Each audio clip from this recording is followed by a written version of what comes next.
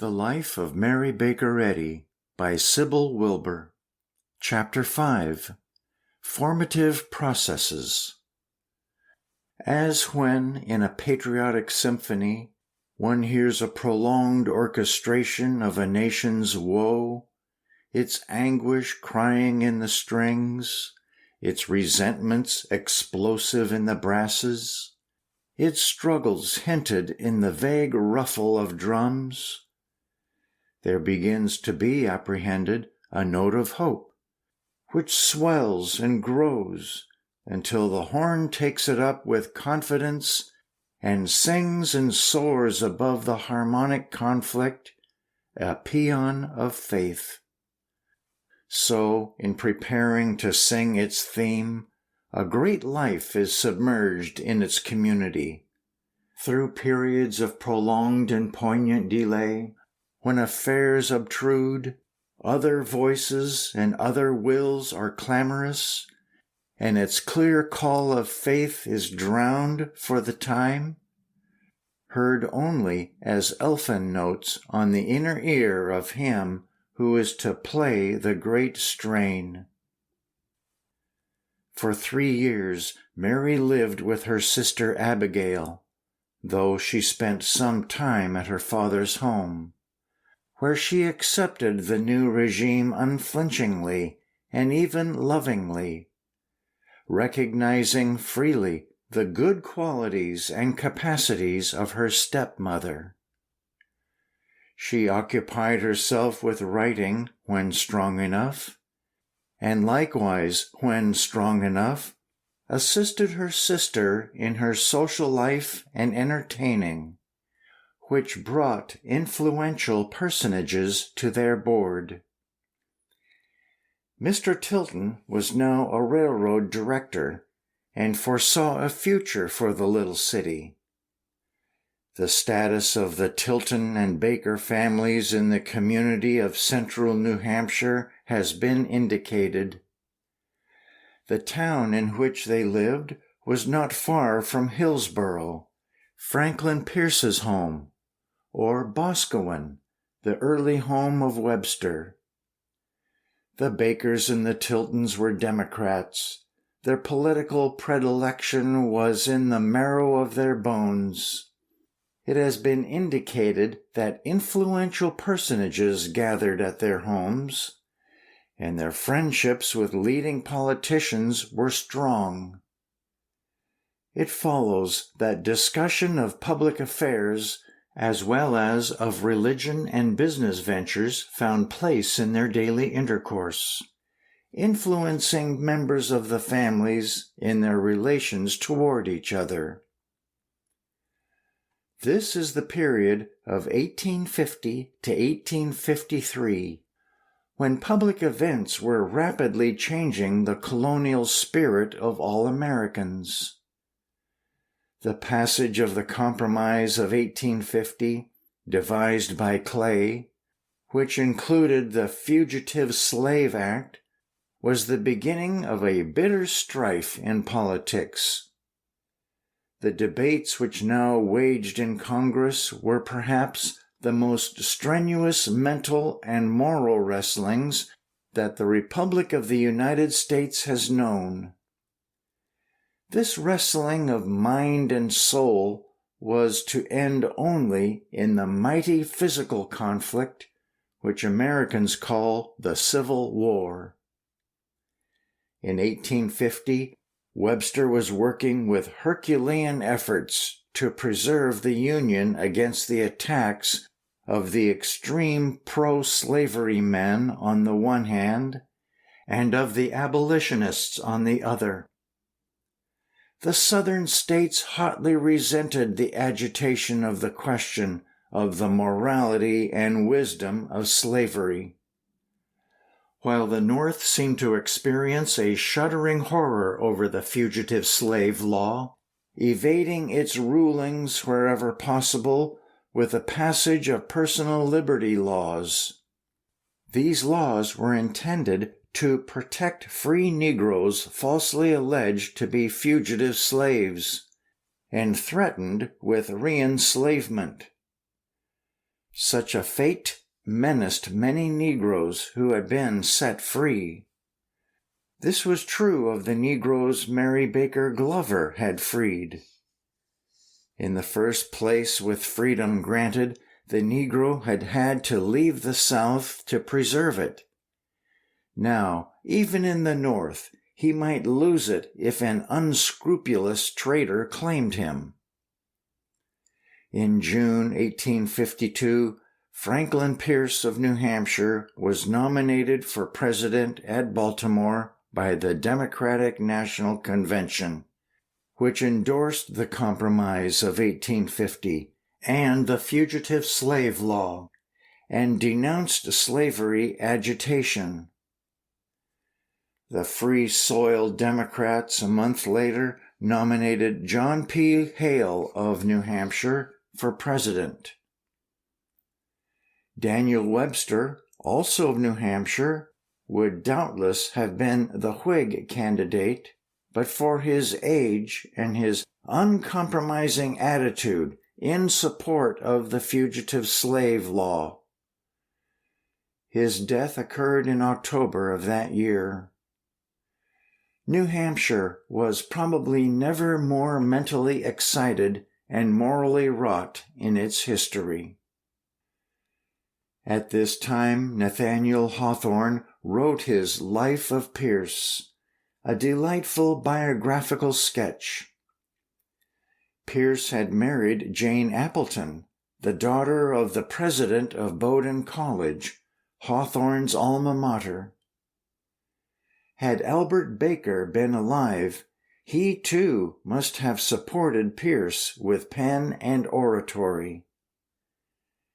Families were greatly influenced in their political thought by their old-time friendships.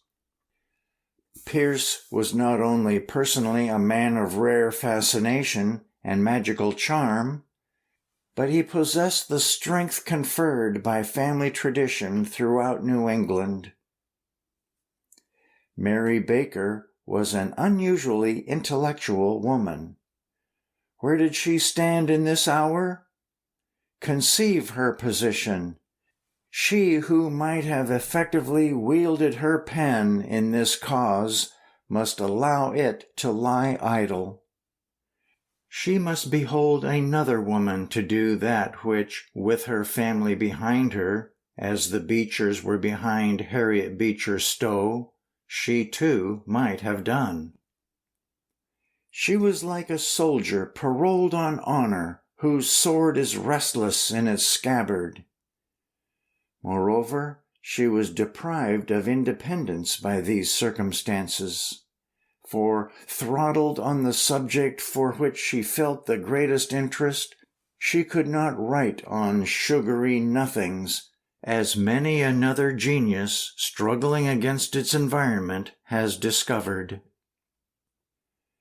Furthermore, she was ill a great portion of the time, and as it has been shown, that bereavement contributed to that physical condition.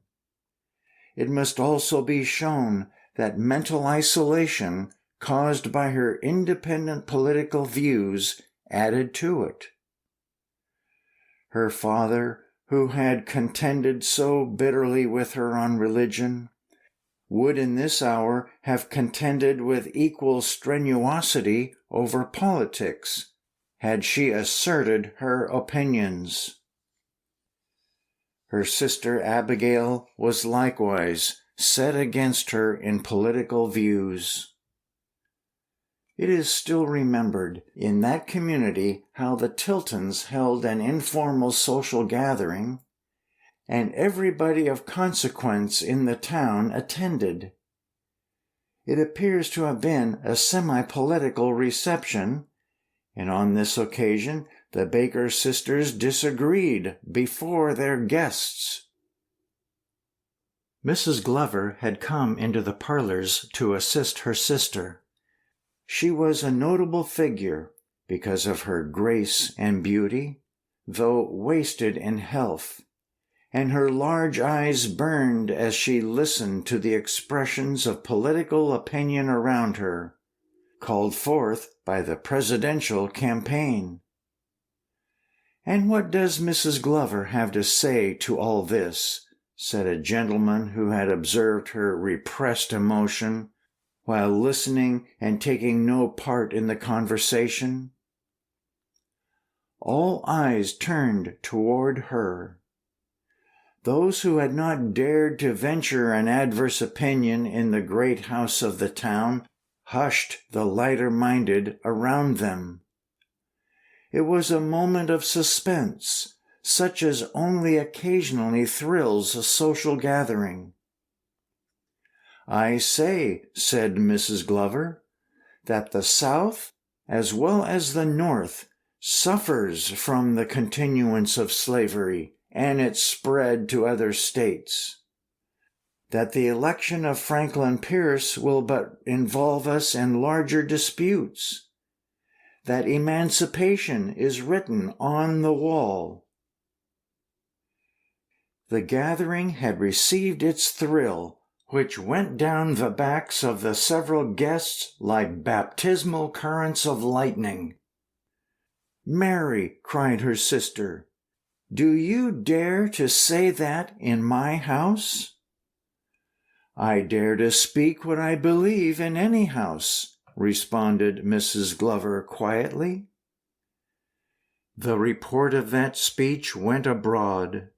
Mrs. Glover is remembered for it to this day by elderly gentlemen of New Hampshire. They say Mrs. Eddy was an extremely intellectual woman at 30, and that she had remarkable insight in affairs. They also say that her pride was as unbending as her father's. Now Abigail, too, had made a speech, not easily forgotten or overlooked by a baker. Keeping in mind these political agitations which stirred the country, and further grasping the hour by remembering that it was now railroads were being built across the continent, shipping was being improved by the introduction of steam. Gold had just been discovered in California.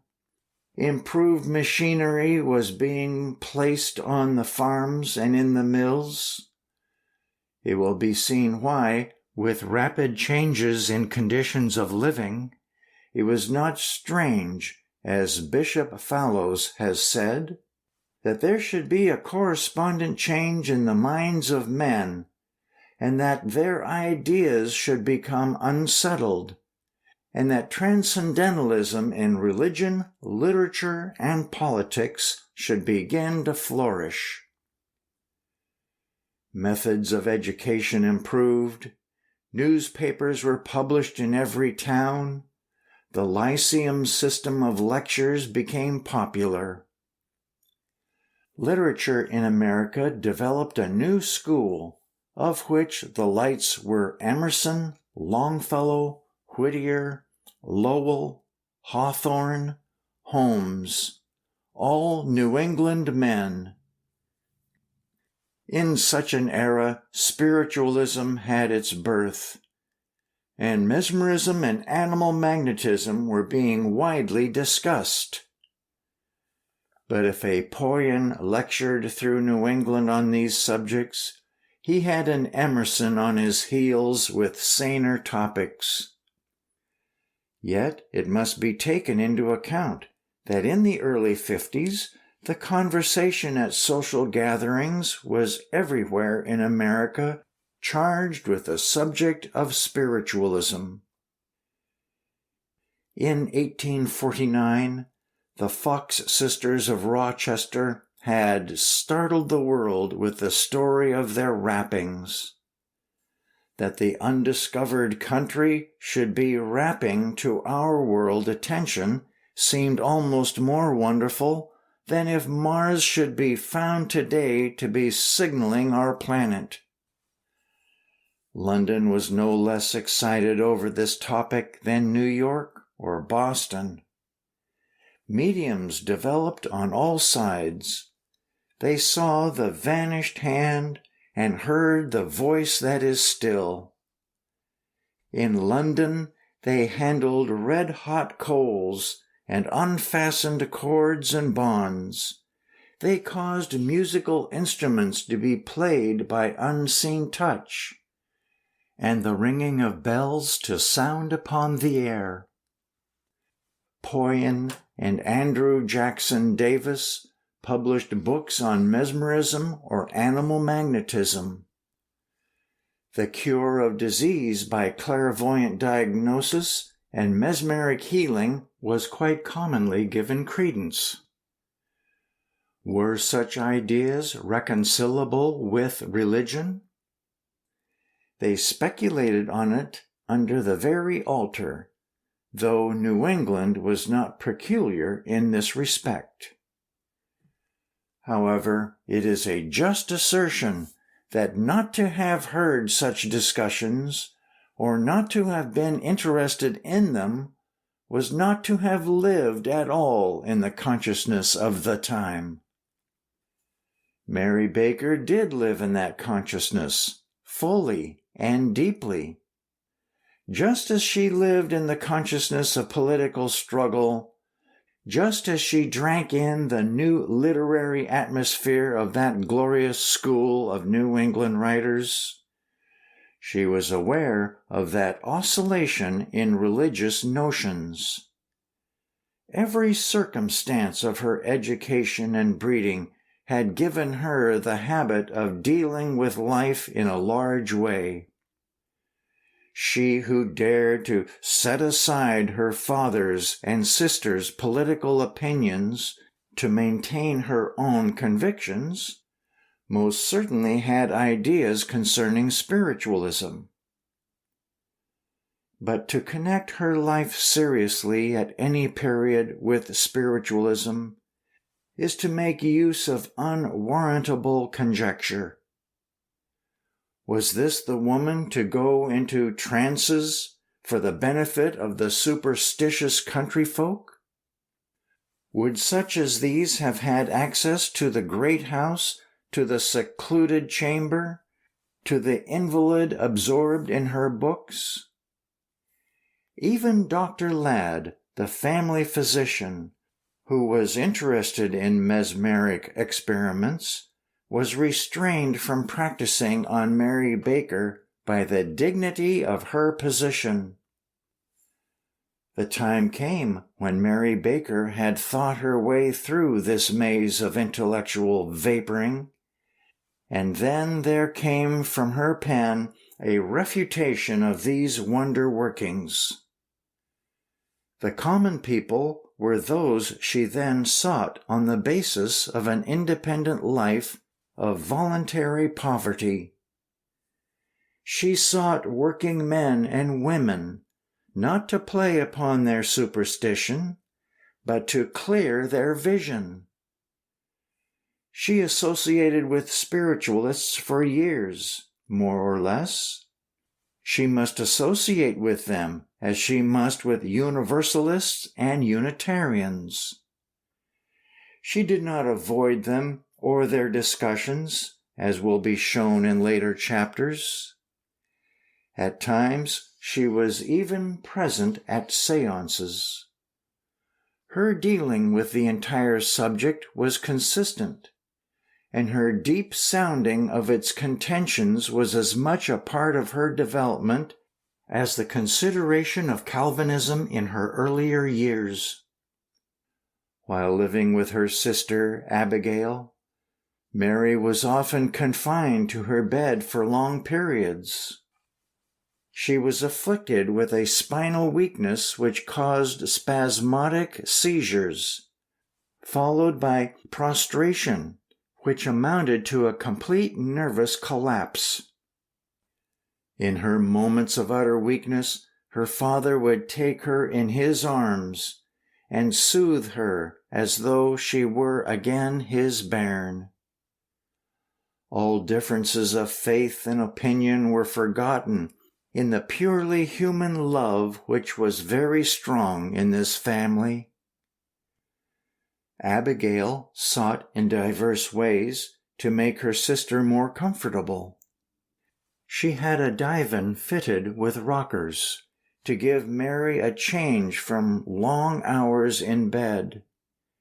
And when the invalid would be able to go about again, they would carry her down to the carriage, and the two sisters would drive slowly through the village streets and country highways.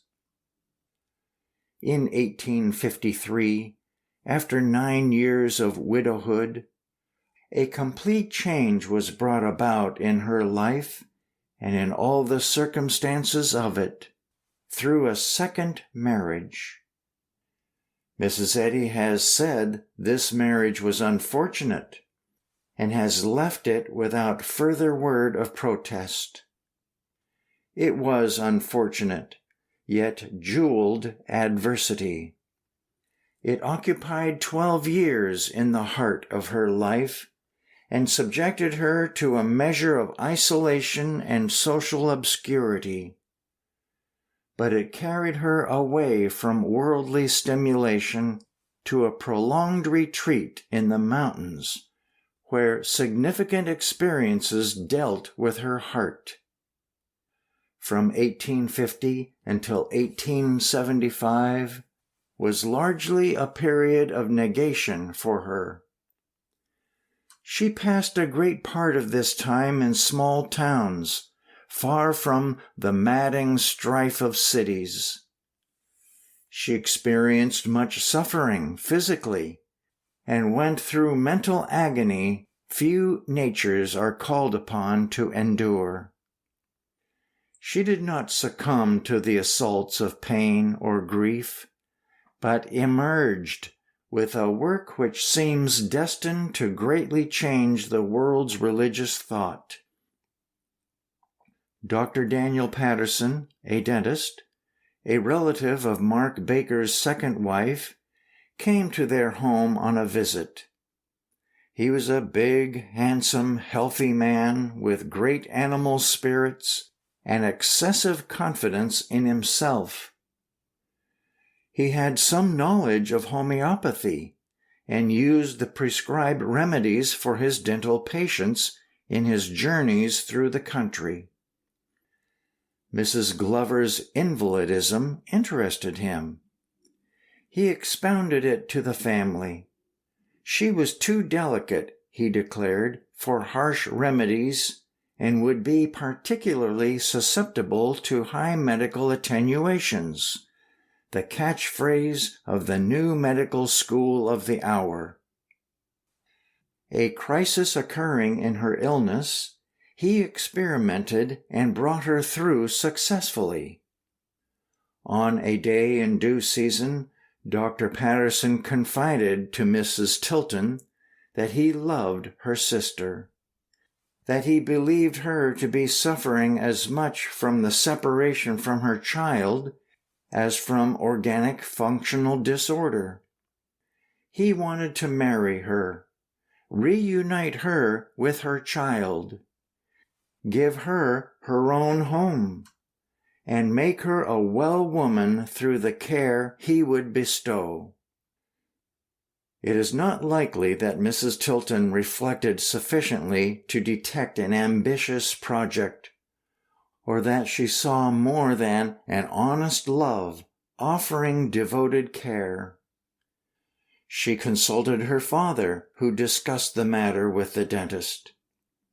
Mark Baker must have been doubtful of this fluent-speaking, full-bearded, broad-shouldered optimist in broadcloth.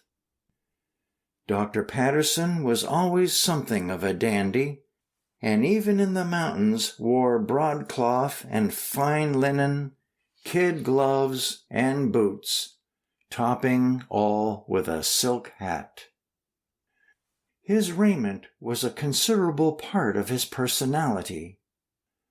Mr. Baker must have taken a more accurate measure of this man than did Mrs. Tilton, but he knew it was true that Mary never ceased to grieve for her child that was not welcome either in the home of his second wife or in the Tilton home. A marriage that would restore that child to Mary might rouse her to health and happiness. Moreover, the dentist was a kinsman of his wife. The marriage was accordingly arranged and took place at the Baker home. Mrs. Glover, who was at first startled at the proposal and much averse to the marriage, has explained why she consented to it and how disastrously it terminated for her in 2 succinct sentences. She says, "My dominant thought in marrying again was to get back my child. But after our marriage, his stepfather was not willing he should have a home with me." Dr. Patterson first took his wife to Franklin, a nearby factory town, where they lived for 3 years. He employed a housekeeper, but put his wife off with regard to her child. She must wait until her health improved. He was much abroad traveling from village to village. He called frequently upon his influential relatives in Tilton, and sometimes leaned a bit heavily upon their goodwill. Not very prosperous, he was always confident that just around the corner was the best success in the world. Left much to herself, Mrs. Patterson, as we must now call Mary Baker, read deeply in her books.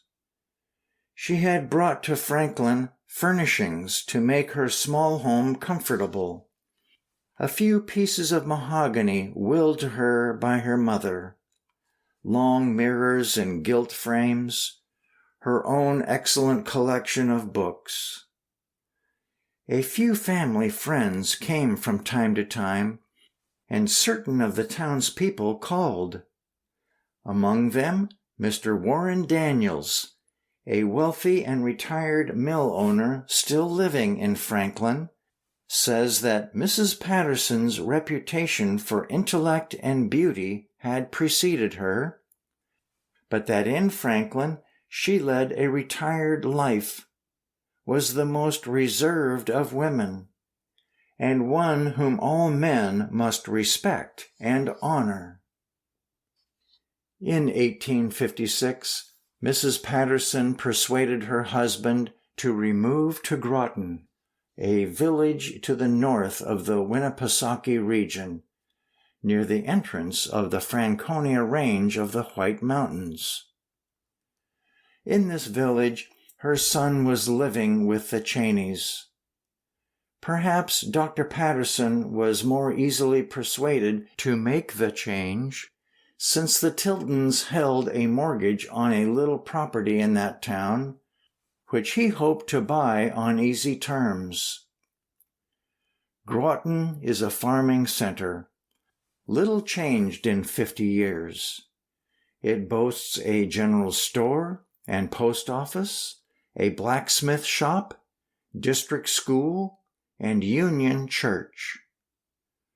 Situated some miles back from the railroad, its elevation is about 1,000 feet above sea level. The journey thither is by conveyance, up through the foothills, along a valley pass, following a turbulent trout stream which leaps and falls over the rocks, singing a wild little song of its own. 2 mountains loom blue and magnificent away to the north. On the lesser hills along the way, loggers are at work. The new home was a little unpainted cottage off the main road. It was beside the stream in which was a mill dam. John Kidder, a machinist and cabinet maker, was their neighbor, and had an interest in the sawmill attached to the Patterson property. Other neighbors there were not far away. It was not a lonely or desolate spot. The town had a small library. To the church came different denominational preachers. The school had 84 pupils and was taught by a man now holding a position in the faculty of a Massachusetts college. Many physicians, lawyers, and clergymen, now scattered over the United States, came from this mountain village. Clergymen especially seemed to develop here, 20 having gone out into the world from this mountain nest in the past 50 years. The Patterson home in exterior was not unlike its neighbors, but within it was different. Mrs. Patterson carried with her an atmosphere which was reflected in her surroundings. She was bedridden most of the time they lived here, yet her active mind secured perfect order, exquisite cleanliness, a shining radiance of books, prints, polished mahogany, and a cherished few gleaming bits of silver service and brass candlesticks. At first she had a housekeeper, but one day she took in a blind girl who came to her door seeking employment. The housekeeper protested, and Mrs. Patterson allowed the housekeeper to go and retained the blind girl, who was with her for several years and today pays a beautiful tribute to Mrs. Eddy's kindness. She speaks of her as low-voiced and gentle, but insistent on perfect housekeeping. She not only befriended the blind girl, but was kind to her sister, who says, "I thought it the most beautiful home in the world. I was a child of 10 and used to visit my sister Myra. I remember well how Mrs. Patterson would call me to her room, lay down her book, and place her thin white hand on my head or stroke my cheek. She wished to comfort me, for I had lately lost a good father." Of Mrs. Eddy's extreme invalidism at this time there is no doubt. "I had the honor to take care of Mrs. Eddy once," said a very old woman of Groton. "She was all alone in her home, and I heard her bell ringing. I went in and found her lying rigid with foam on her lips. I brought her around with cold water. She motioned to her medicine chest, and I gave her what she wanted. Then I sat with her till she got better." She was indeed far from well, but Mrs. Patterson had come to Groton to be with her boy.